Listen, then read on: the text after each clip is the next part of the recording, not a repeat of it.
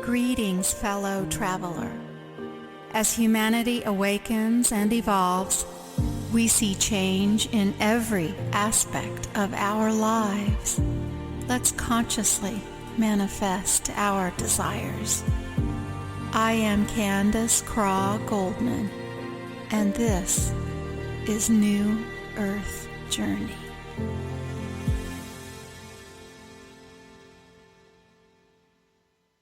Good evening, everyone, and thank you for joining us tonight. Today is January 5th, 2016, and this is episode 13 of New Earth Journey. Can you believe that it's 2016 already? I had to write a check today to my horse trimmer, and I did it right. I wrote 2016 on the check. Today, I'm welcoming my friends and very special guests, the vets in our world, and it's a big world for us because we have lots of animals, but my really good friends, Brian and Jessica from Rose Hill Vet Clinic here in Rose Hill, Kansas. And Brian and Jessica both were on the show a few episodes ago. I believe it was episode 10. And if you want to hear their story and sort of their background, you can catch up on that on episode 10. But today we're just going to start talking about stuff, right? And if you all have seen the show picture that I put up today for this show, there's a black and white photograph, and you know that was just an iPhone photo, but it's a photograph taken outside of one of our older barn here on Atiramoon Farm, and that beautiful mare who is getting her skull x-rayed is my mare, a mare we call Mama Belle. And so we're going to talk about that and just fun stories, a lot of them from the farm, I believe, today. And I want to welcome Dr. Jessica Harrison and Dr. Brian Hodes. Hi, guys. Hello. We're excited to be back. I'm really happy for you to be back as well, too. You're so much fun to talk to just on a regular basis. We just sit around on the tractor or in the barn or whatever. And to do this on the show, I thought would be a lot of fun for other people, too.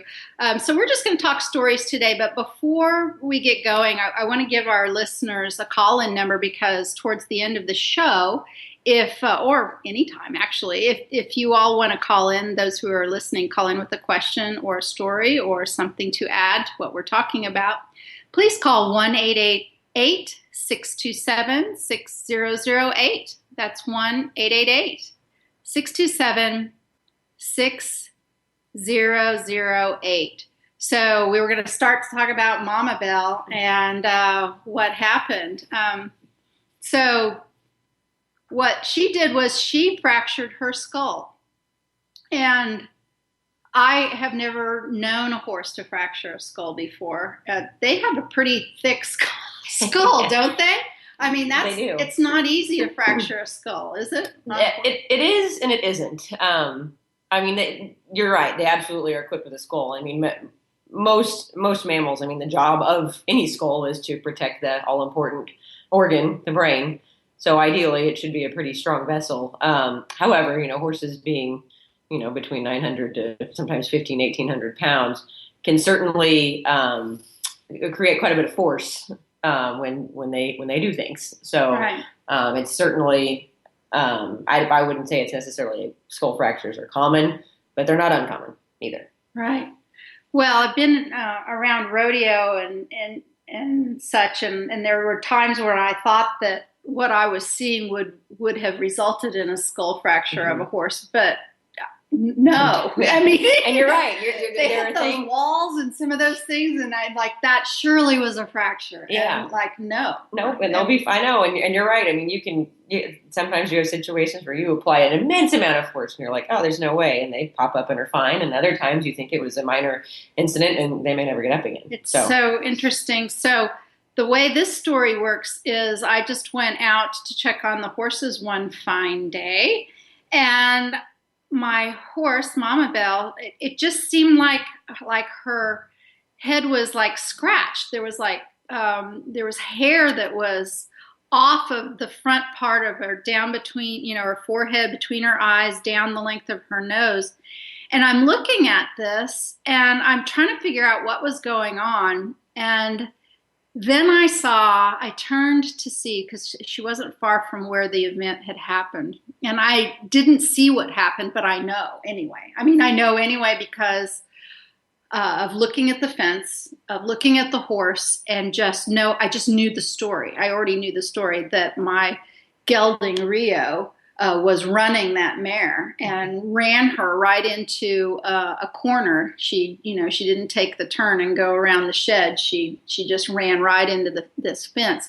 And the fence that she ran into was a steel pipe fence. And this isn't the the Tractor Supply variety that bends, like nothing.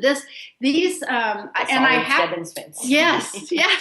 It's some local fence dudes out here. These really great guys, the Stebbins boys. They put together these fences, these paddocks, and they use water pipe from the old oil. Mm-hmm. The old oil. What do you even call them? Not refiners.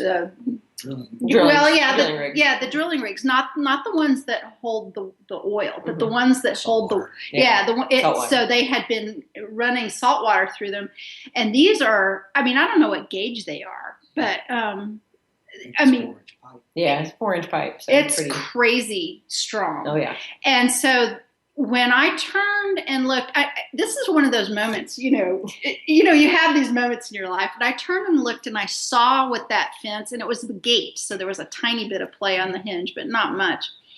When I saw the bend, that pipe was bent in, and then on that pipe was her white hair. Mm-hmm.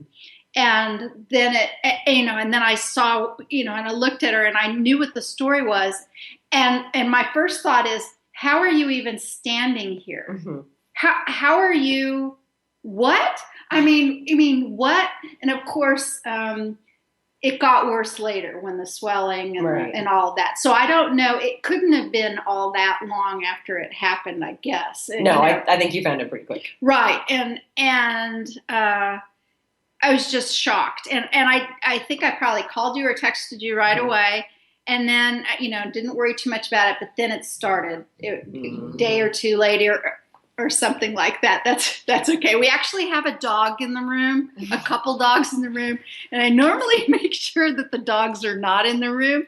But I figured since this was a vet show, it'd be okay. So the groaning in the background is a great big yellow lab named Cowboy, who is he's the king. Yes, he's the king of the dogs in this in this house.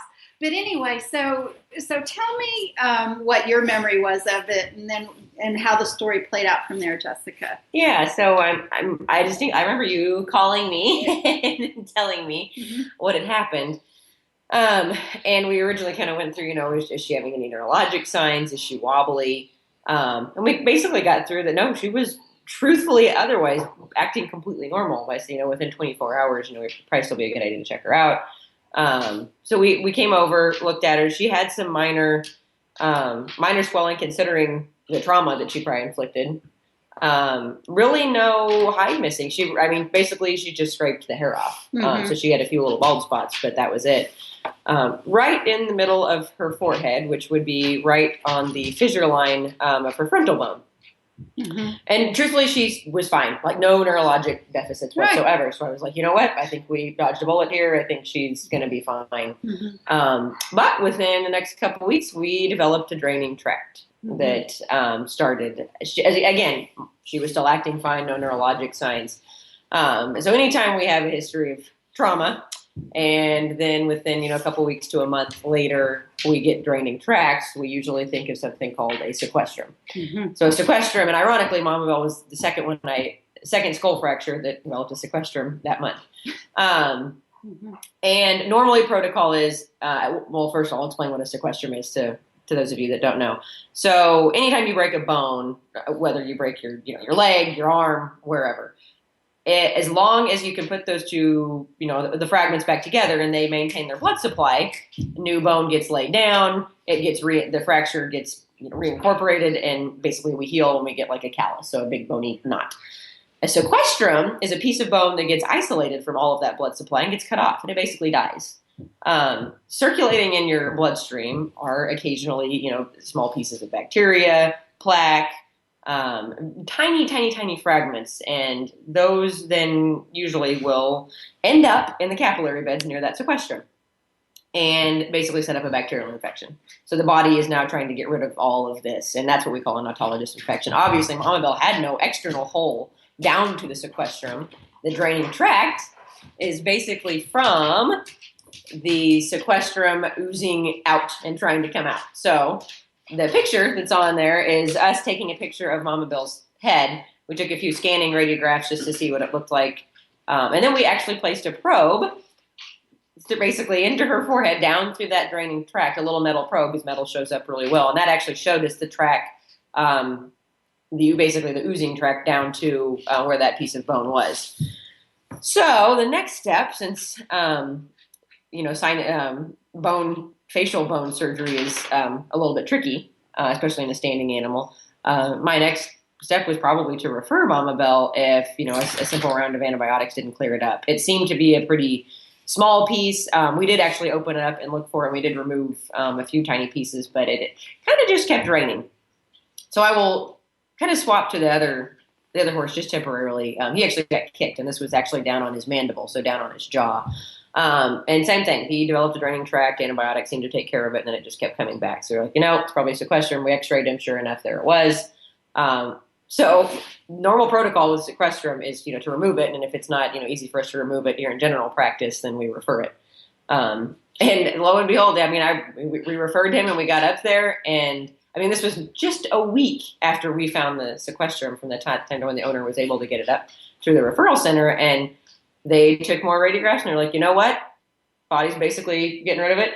We don't have to do anything. There's a lot of important structures next to it. I think probably we'll just leave it alone, and it's going to be a couple months, but it's not going to be a cosmetic issue. We'll just resorb it. So again, nothing is 100% in the veterinary and in any medical world. The animals don't read our books. We may say, sequestrums have to come out.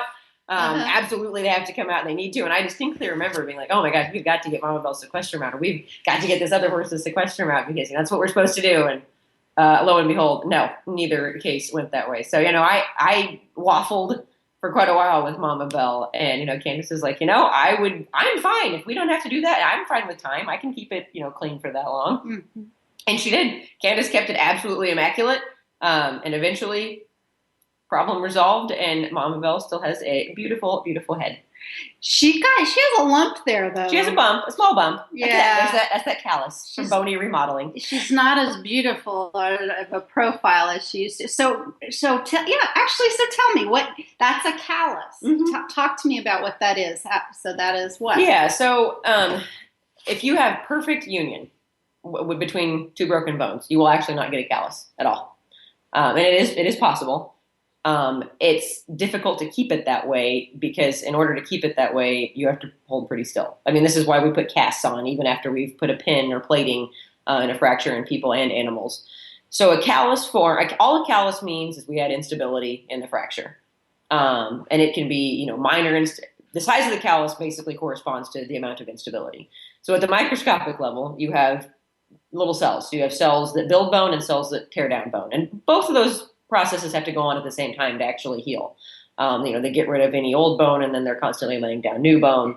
And it's actually how, like if we just sit around in a bed for 5 months and don't use anything, your bones actually do weaken because gravity or the force of you running around causes tiny little microfractures all the time. And so your bones are constantly having to remodel and strengthen to support that.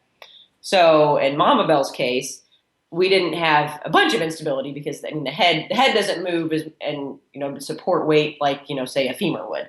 But if we had a femur repair that was fairly unstable, like maybe the repair wasn't as tight as we wanted, or the dog ran around too much, dog or person ran around too much, you can get some pretty huge calluses. Now, once and the purpose of that callus is the body is literally just saying, keep pouring more concrete, keep pouring more concrete. And this is basically the concrete part. Keep pouring more concrete until it's stable. And then over the next 2 to 3, 4, 5, I mean, bone is, like I said, constantly remodeling. So forever, that fracture site is constantly remodeling. It's always interesting if we get a dog in that has some other problem that has had a fracture, like maybe when it was a puppy, and you get it, we get a glimpse of it, while it's in there for some other radiograph, and it's kind of cool to see. I mean, sometimes it goes back, when it gets that long, it can go back to almost looking normal. No callus at all, and it could have had a callus the size of a softball. So it's not bone. It's something other than bone that kind of goes away then after a while. No, it's still bone. It's still bone. So the callus that you're talking about is bone. It's bone. Mm-hmm. It's bone. It's just excessive bone until all of the knitting inside that callus gets done. Okay, so wait a second. You're telling me Mama Belle's lump could possibly go away? Yeah, over time. Well, how cool is that? Mm-hmm. Okay, I'm excited about that because I'm kind of. It may be a while, but I suspect it probably already had some change. Wow. Okay. Well, that's great. Well, one of the reasons we're talking about that, not only because of the photograph, but I knew that I was getting along with these two people. I mean, I loved Jess's dad anyway for many, many years, who took care of my family's pets when we lived in Kansas when I was younger. But what I really loved about Jess was she was working with me as a partner.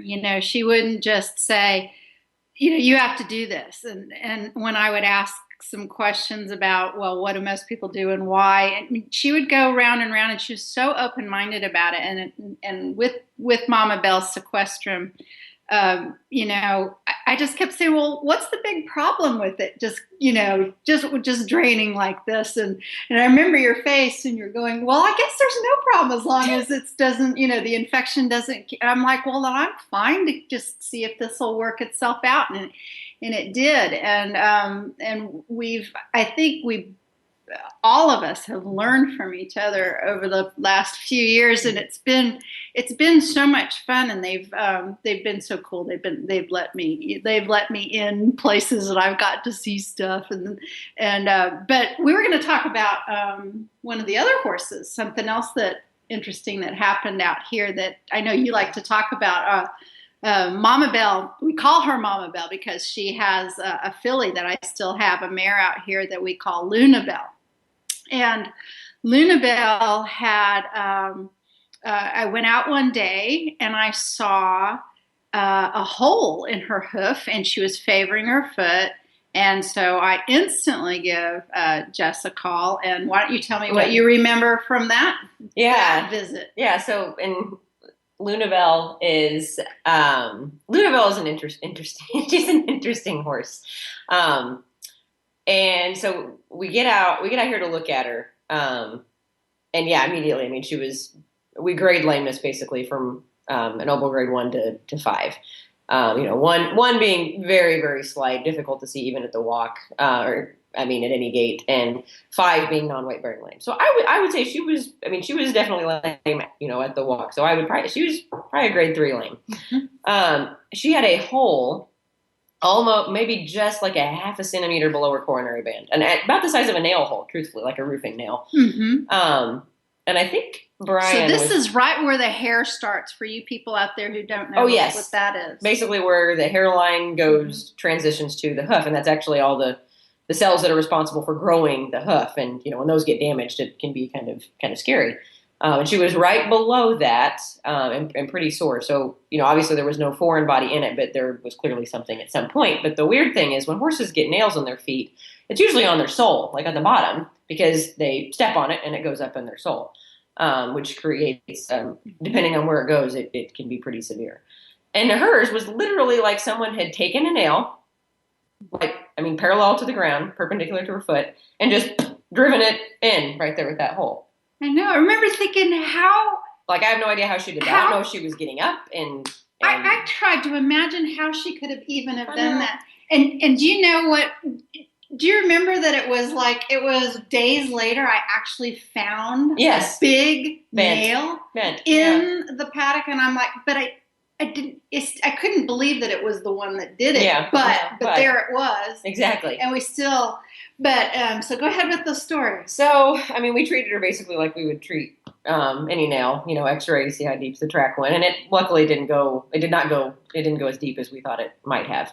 But it still could have caused, it could have caused infection. It could have gotten into her coffin bone.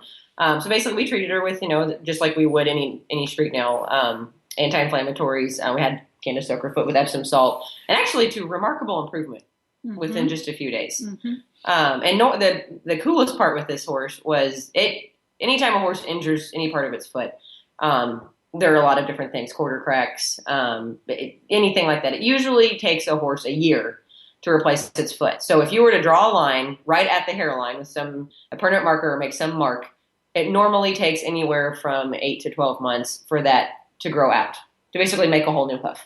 Mm-hmm. Kind of like us growing a whole new fingernail. Mm-hmm. In fact, that's basically what horse hoofs are. So they're very similar to our fingernails. And so here I am telling Candace, oh, well, it's going to be a year before that little spot grows all the way back out. And that spot grew out in about, what was it, 2 months? Yeah, it was 2 months. Completely grown out. So this man replaced her foot in 2 months.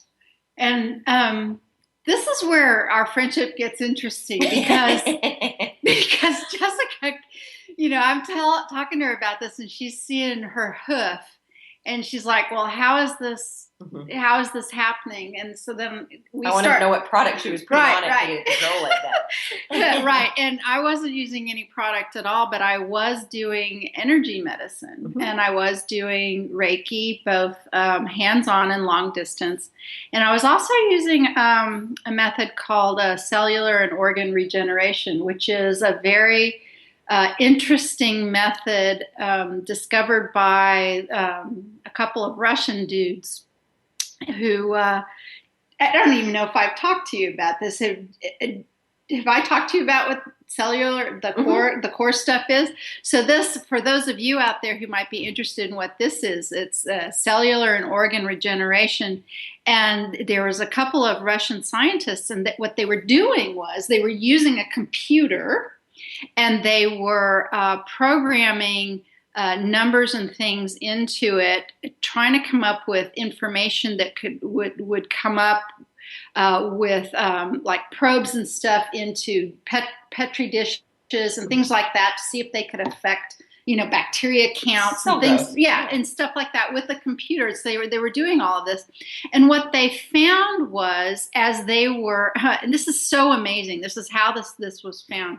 What they found was when they were just near the petri dish and the computer talking about what they were going to do, just with the words, the effect started happening. Mm-hmm.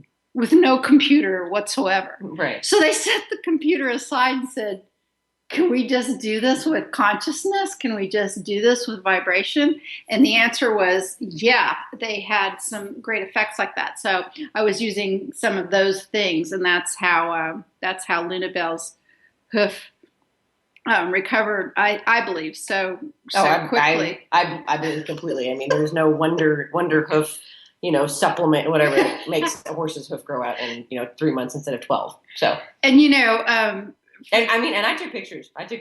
And I mean, somebody out there could say, oh, you changed the date on the camera. No, I did not change the date on the camera. I was equally as dumbfounded when I went out, because here I'm telling the client, oh, it's going to be a year before the spot's grown out. And I'm just kidding. It's grown out. With Luna Belle and then with Odin, and I don't even know if I can talk about Odin tonight. I may have to save that story for later. But with Luna Belle and that story, when I think about that, and I think about Odin and some other things, I think in some ways, I think that happened. The strangeness of it all and the remarkable timing of it all happened so that we had some more things to talk about and explore together. I think so too. So, because if it would have been a nice 6 months, whether it would have been, normally at 12 months, you might have gone, wow, that was really fast. But for for a 2-month. Yeah. For a 2-month thing. And when Jess was talking about where that nail goes, it goes because the first thing I thought was nail hole. That's right into the coffin bone if it went straight in like that. And the reason they call it a coffin bone is what you might think. Yep, exactly. If that bone gets mucked up in a horse, that's where they go. It's a problem. Yeah, big problem. It's a problem.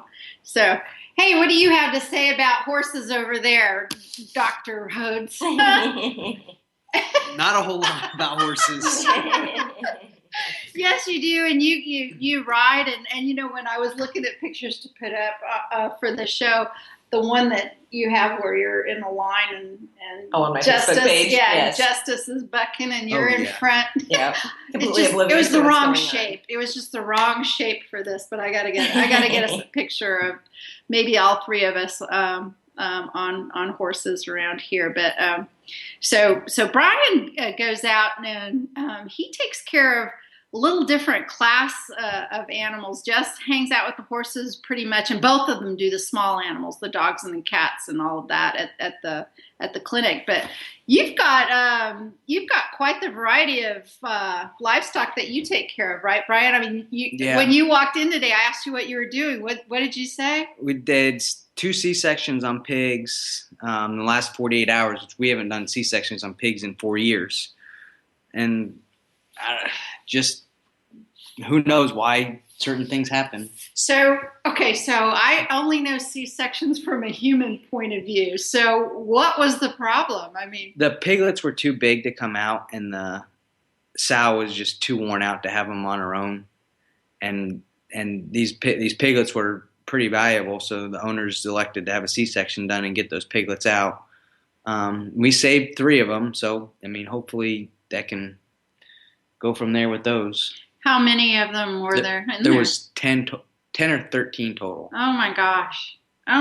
So the others expired before you. Oh my. Oh, poor pig. Mm-hmm. So that was one. What happened to the other one? Other one had a hip issue and couldn't get up and couldn't have, again, the piglets were too big.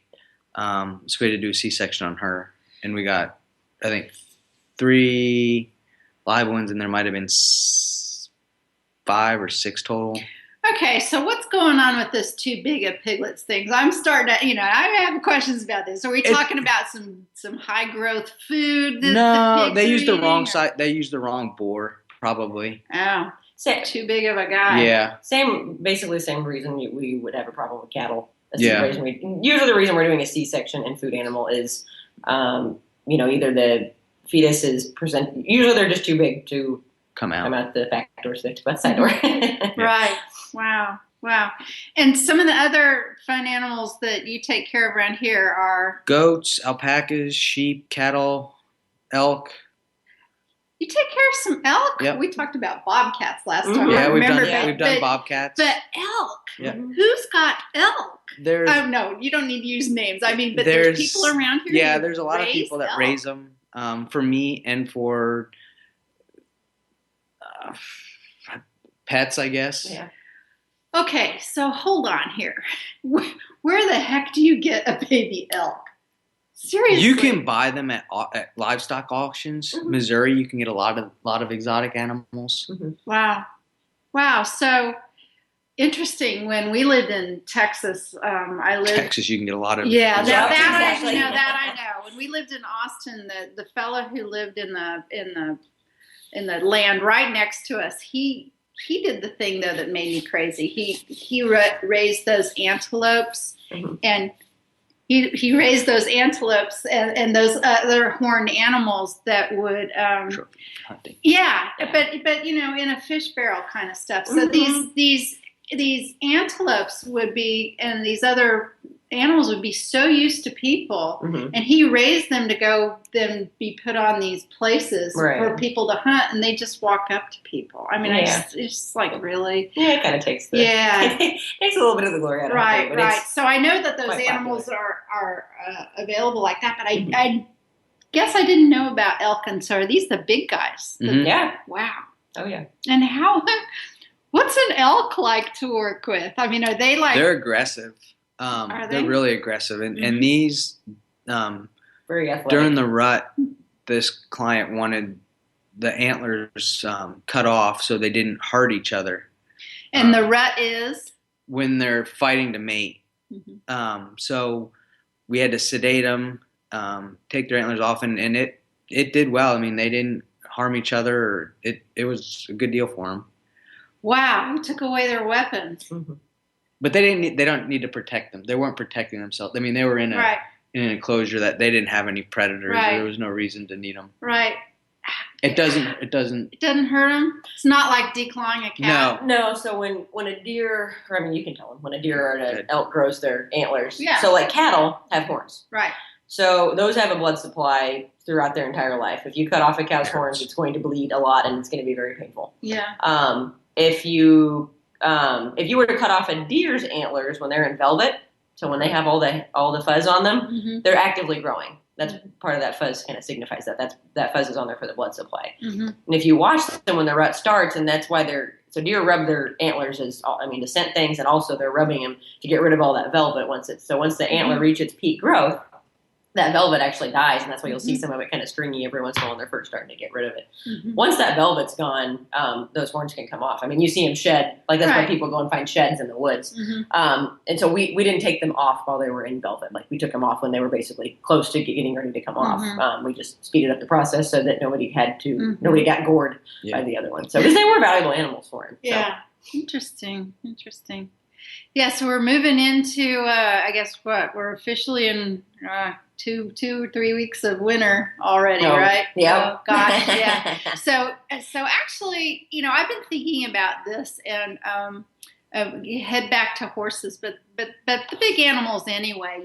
The animals that we have as companion animals around here. A lot of people put blankets on their horses, and I know there's like great debate about this, and I thought we might talk about that a little bit. When I did some fox hunting back in Pennsylvania, what we would do is we would body clip not all of the Trace horse. clip. Yeah, it's exactly right. So we would leave their hair on their legs and in a lot of places, but the places where they would get hot and where the saddle went and everything, we would trim them so that they wouldn't be so hot. So they wouldn't be running like in a winter coat all day long.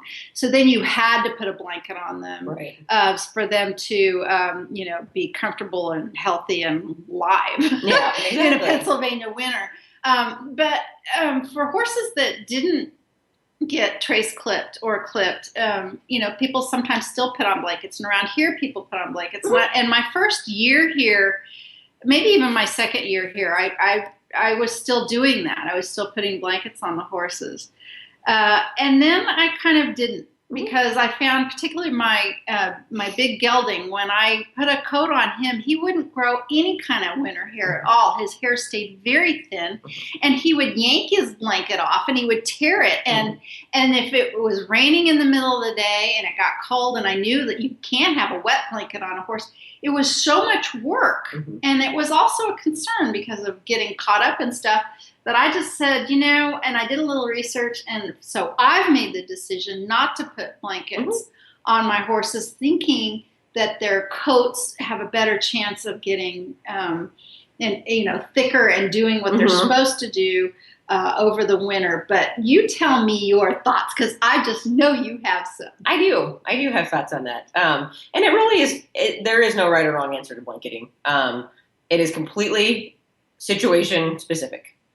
So, and you're right. So, folks that are competing, especially folks that compete throughout the winter and maybe live in a climate that is like ours, a lot of people will keep them, in a barn, if they've got a heated barn. There are people that can, especially if you put them under lights, you can keep them with a summer hair coat year round, even in climates like Alaska. And that is a little bit easier for them. Hopefully they have a heated indoor arena to work them in as well. Because when you work a horse hard, especially through the winter, their hair coats are made to keep them warm. If a horse is left to its own devices, and let me specify this by saying this is a happy, healthy horse in good weight with a good hair coat. If left to their own devices outside, ideally they should have food, water, and shelter. They really don't need a blanket. like for instance, your horses in your situation are fine. They have shelter from the wind and the rain. And the biggest thing that they need is access to hay. Their hindgut is basically like their furnace, very much like a cow's rumen is their furnace. If they can keep it, and hay is basically their wood. Mm-hmm. So if they can keep that furnace stoked, it is amazing how much heat they crank out by basically breaking down that fibrous material. Grain, not so much. Obviously, grain will help keep them in good body condition, but as long as they've got a good hair coat and they're in good body condition, and ideally shelter so they can get out of the wind and the rain, they really do find I don't need a blanket. Blanketing to me is specifically for maybe an older horse that isn't in as good or any horse that's not in good body condition, because they're not going to, even if they've got a thick woolly coat, they're not going to be able to stay warm. If you're trying to put weight back on a horse and it's winter, put a blanket on them, because they're not going to burn near as many calories trying to stay warm. Instead, they can then put some of those calories towards putting on more weight. Whoa, I'm going to interrupt you there right now then, because I'd like to see Rio put a little more weight on. I have a big paint gelding, and he's a little thin on my scale. I don't know, maybe out there, or maybe on a regular person scale, he might be just fine. I mean, I don't see his ribs or anything, but he's just, compared to the other horses, he's kind of thin. My fear is this. My fear is, I really can't put a blanket on him today because of, and then fill in the blanks. Right. I mean, once you start putting a blanket on, you got to do it. You have to be diligent. That's the problem. And one thing that we do see happen is, say it's 20 degrees when you get up in the morning, and you're used to blanketing your horse, so you put the blanket on him. And it's Kansas, and say it gets to 65 degrees that afternoon, and that horse is going to be, miserable. They can kind of get into trouble sometimes. A horse with a winter blanket on that's rated to -20 when it's 65 degrees out in a hair coat, that's not good. That's not good for him. Mm-hmm. So we usually say blanket, if you're going to blanket, and you can't come home in that afternoon, basically blanket to what the high of the day is going to be.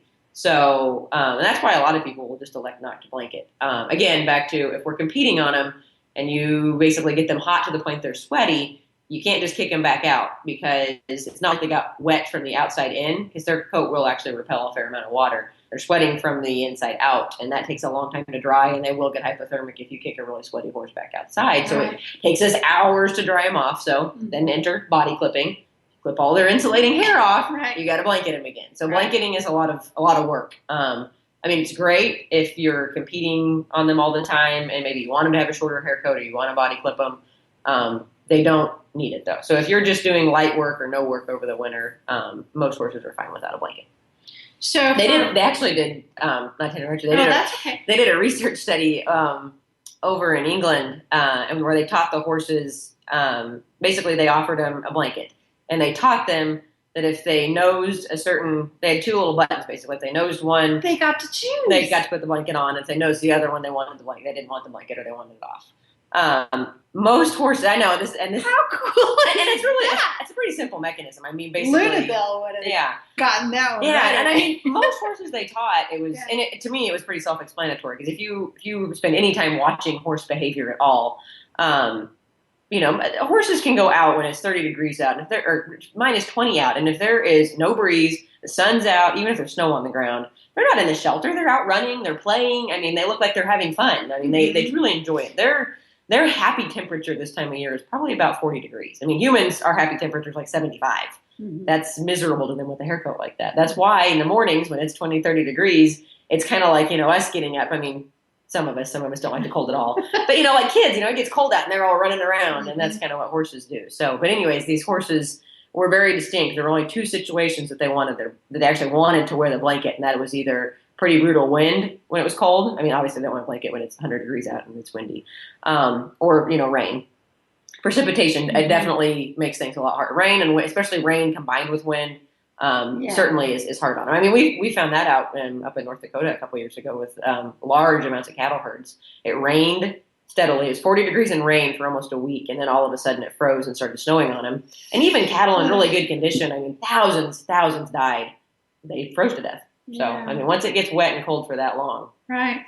So, and when blankets get wet, that's a problem too, right? It is. Yeah, you are much better off not blanketing a horse than keeping a wet blanket on him, because that's literally, they can't, it's like us running around outside in the weather with wet jeans. So does it make you crazy like it makes me just driving into town around here, sometimes seeing the horses that that have got the wet blankets on or have got the blankets on when it's 65 degrees and stuff. And I just sigh and I think, I know people try they blanket with good intentions and, it's life happens and you don't get back out to either put it on or take it off. And, and actually another wet blanket problem is a fungal disease. I mean, you can certainly get rain rot underneath that blanket pretty easily. And probably the worst case scenario with blankets is the blanket goes on in November and it doesn't come off until March, and you take that blanket off and you have a rack of bones under it because you're not looking at the horse every day. Right. So, I mean, if you're the person that maybe just feeds once a day and you really don't ride them over the winter, you're just throwing hay, probably a better idea to just not blanket them, especially if you've got a shelter and they've got access to good quality hay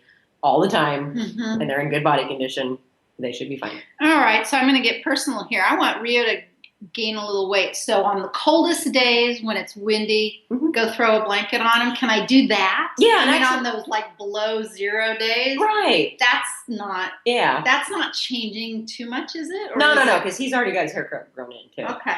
So you're not going to like halt the hair. I mean, there's a reason that horse show people start putting sheets on in September because you want to halt the hair growth. Right. So like we actually have like, there's like a set schedule. Like, I mean, this temperature to this temperature sheet. Yeah. This temperature to this temperature blanket. This one is sheet and blanket. This one's double blanket hood. Interesting. There's all kinds of things to go along with it. But no, and the good thing is there's so many blankets to choose from now. I mean, you can get a blanket with no fill. You can get it with up to 400 to 500 grams of fill.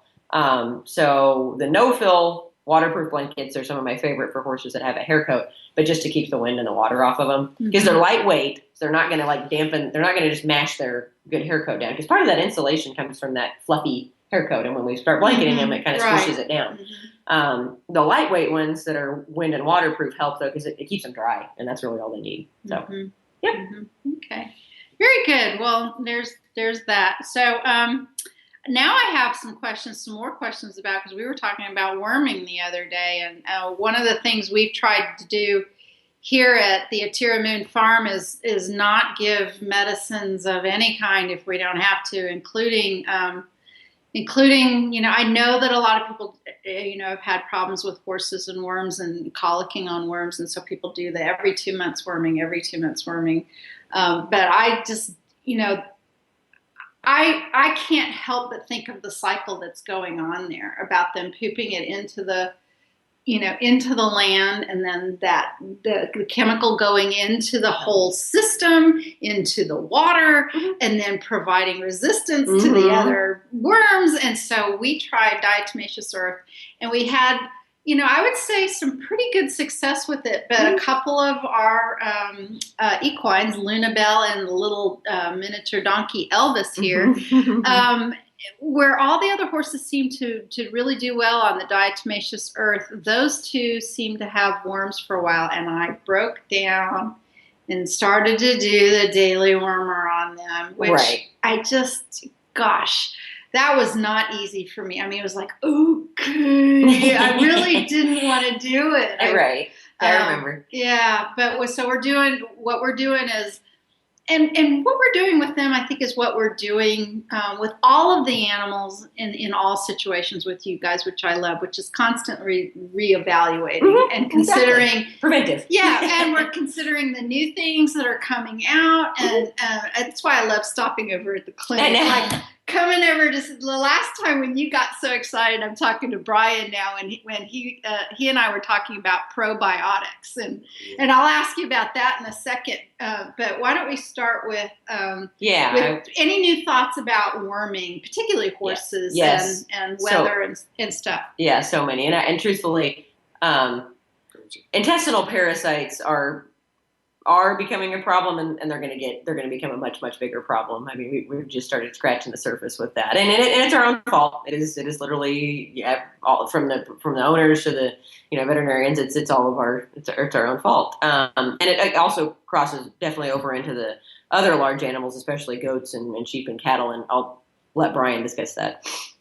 But as far as horses go, we used to recommend this rotational deworming system, which was basically our idea to not have any parasites in the horse at all. Well, we've discovered that that's not possible. Horses eat off the ground. They're going to have some low level of parasitism just because there's no eggs visible on a fecal exam that we run. doesn't mean that there are no parasites in the animal. It is almost impossible to completely rid an animal of parasites. We actually got to go to a really amazing continuing ed speech from a man named Dr. Pugh. And he has got some great research out there. So we have shifted. Not only did we discover that by doing rotational dewormers, we were trying to basically prevent, resistance. If we expose parasites to multiple different dewormers, then we'll put off resistance. Well, what we found is we were deworming animals that didn't need to be dewormed, first of all, which is most of the population. Animals that continue to carry high worm burdens in the face of dewormers, it's usually in their own immune system. And our own immune systems are highly responsible. High worm burdens. Burdens, yes. I thought you said burdens. No, I was burdens. like, wait a second, that's a new one on me. No, burdens. High Okay. parasite counts. Gotcha. If they're loaded up, that's partly their immune system failing to prevent these. And then, we come in with a dewormer. So we have now switched to recommending a fecal exam and basically tailoring the deworming protocol to an individual animal. Now, I'm not saying there aren't animals out there that need to be dewormed. Maybe still every 60 days. But for the most part, most animals need it twice a year. Strongyles are resistant to ivermectin. We've already seen it in Kentucky and several other states. And that's not good. So what these parasites do, they're going to continue to evolve. They're going to continue to become resistant. There are a lot of dewormers out there that tout they can, get rid of X, Y, and Z parasites, and quite frankly, they can't do it anymore. There's basically one product now that basically works, and so that's the one that we recommend. But due to there's none of the research is solid on there, so I'm not going to stick my foot in my mouth and say a bunch until that research is totally out. But I definitely recommend doing a fecal exam on the animal. We find out what's in there, and we treat it with the appropriate medication. This every 60-day deworming is going to land us into a very, very bad place. Yeah, and I'm so happy to hear that vets are because back in the 90s, years ago when I and some of my more naturally minded horse friends were kind of cringing at all of this wormer use. The traditionally minded, they kind of laughed at us about not wanting to worm the horses. And it's kind of like we saw some of this coming, And so you said, and we're coming down, towards the end of the show, but we definitely want to hear it affects some of the other larger animals and the livestock. One of the number one calls I get on goats or sheep also is, the client will call, the sheep's down, the goat's down, laying down, it can't get up.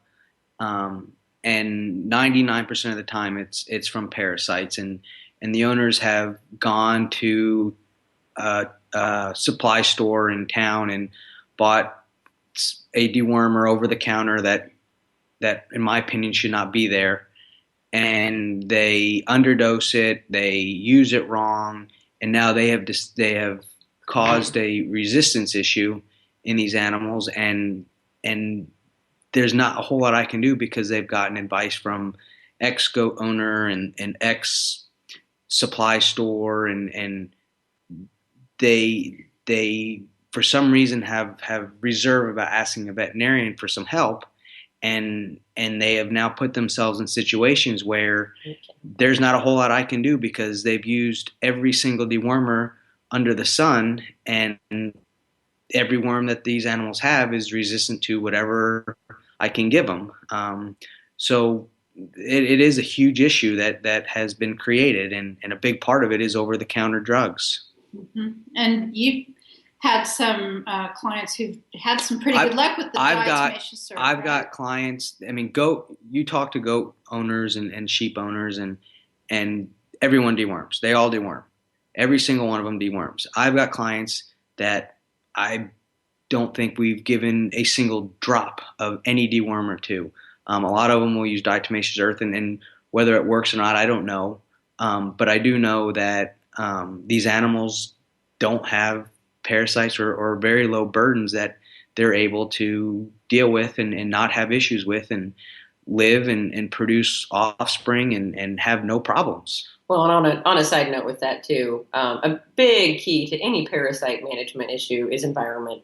I mean, if you've got an animal that's living in a, just 15 by 15 area that's literally up to its, knees and poop all the time, they're constantly getting exposed. No immune system is going to be able to overcome that. So really appropriate poop removal, either off the property or to an area that is downhill from all the other animals so it doesn't just run back down into their pens, is key. And proper drainage, wet pens that have water standing in them all the time are great parasite breeding grounds. So environmental management is a huge part, and fecal exams. We got to find out what is in there and how many of them in order to appropriately treat them. So, the fact that all these, and it is a big pet peeve of ours, not from, and it's not because, we're no longer selling them. That is a moot point. We script out dewormers all the time. We don't really even sell much of them in our clinic anymore anyways, but they still should require a prescription, because what's going to happen is people, I have talked to many people that still do the 60-day deworming, and I'm like, that's going to be a problem. You're going to have because what happens is, and Brian is right, when you get a parasite that is resistant to everything and it's killing the animal, it's going to kill the animal, because there is nothing else we can use to treat it. It is resistant to everything. And right now, one of our big guns is moxidectin. They're eventually going to be resistant to that too. So, and we've already had cases that are resistant to it, and it's unfortunate because it's killed the animal. And the scary thing is, those are in the environment, and those are zoonotic, meaning humans can get them. So, and we are not a normal host, so we're not going to get them in our digestive system. They go other places, and we do not want to see it get to the point where a human has to get a resistant parasite infestation before, we actually start to appropriately treat animals for parasites. Yeah, I'm sitting here thinking about all of the things that we as humans do with, colds and ear infections and just kind of the overdoing of some of this. It's so funny. It's like, I was watching just a YouTube documentary, I think it was, on water, and they were doing some research about what pharmaceuticals were in water, and people were astonished that these pharmaceuticals were in water.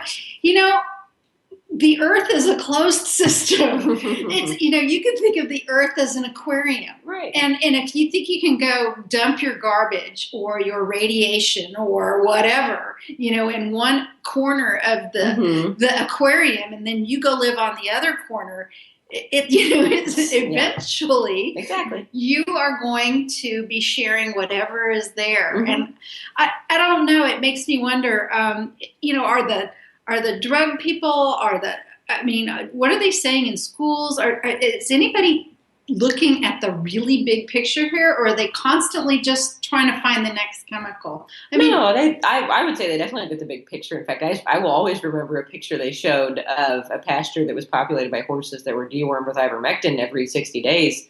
If you want good pasture management, that's a terrible idea too, because everywhere those horses pooped, the grass was awful. Right. That ivermectin is in their poop, and it will kill the dung population that is supposed to help break down all of that manure. Wow. And those guys are really helpful you want those guys in your pasture to help break that stuff down.